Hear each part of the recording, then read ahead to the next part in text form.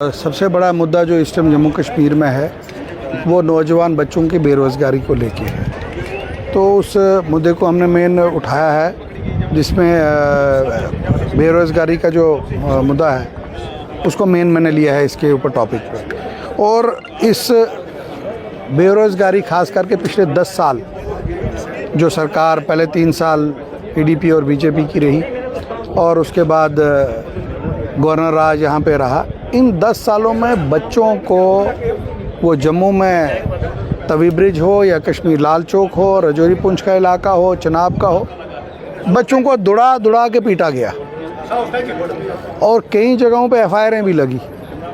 तो उन बच्चों के मुस्तकबिल को लेके हमने यहाँ पे बात उठाई। जम्मू कश्मीर में स्टेटहुड को लेके बात यहाँ पे कही गई। लोगों ने ये जो मैंडेट दिया है, इतना बड़ा मैंडेट, ये 370 और 35A और उसके साथ स्टेटहुड के लिए दिया गया, उसके लिए बात हमने यहाँ पे उठाई और हमने गवर्नमेंट के सामने ये रखा कि वो पॉलिसियाँ लाई जाएं जिससे आने वाले दिनों में जो है जम्मू कश्मीर के अंदर एक बेहतरी हो सके, नौजवान को रोज़गार मिल सके।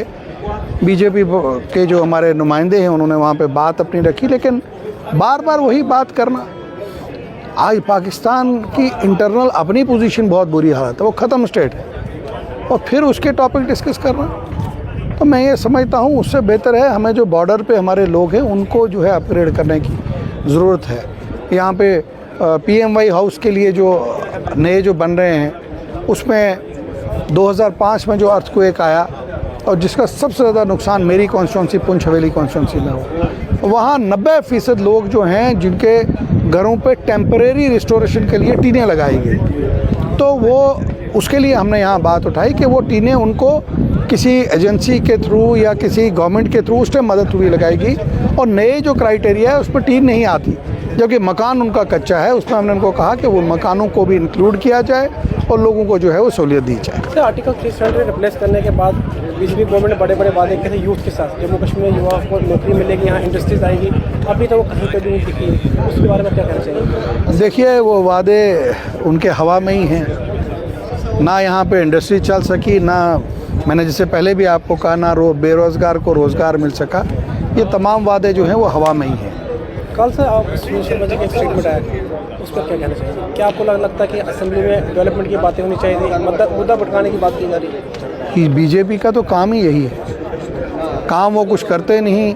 मैंने कल भी कहा, मैंने कहा 10 साल का अपना खाका यहाँ दिखाते हमने क्या किया है, वो तो कुछ है नहीं।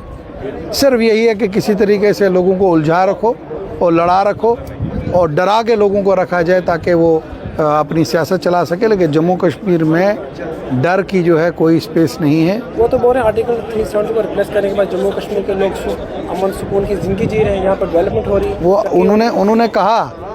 उन्होंने कहा टाइम भी अपना मांगा। मैंने कहा अगर लोगों को इतना आपने फ़ायदा दिया है तो जिस जगह हम बैठे हैं यहाँ उनको बैठे होना चाहिए था, उनकी सरकार होनी चाहिए थी।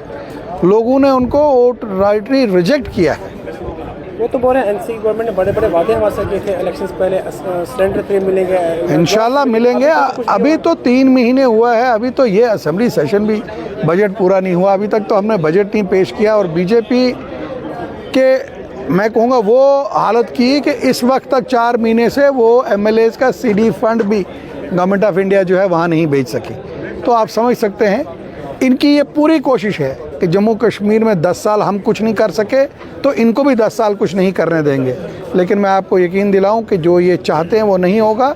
इस सरकार में लोगों के काम होंगे, लोगों की नुमाइंदगी होगी, लोगों की बात होगी, और जहां कहीं कमी होगी हम गवर्नमेंट के मेंबर ज़रूर हैं, लेकिन वहाँ पे वो कमी ज़रूर आइडेंटिफाई की जाएगी ताकि गवर्नमेंट जो है उससे ज़्यादा से ज़्यादा काम करे।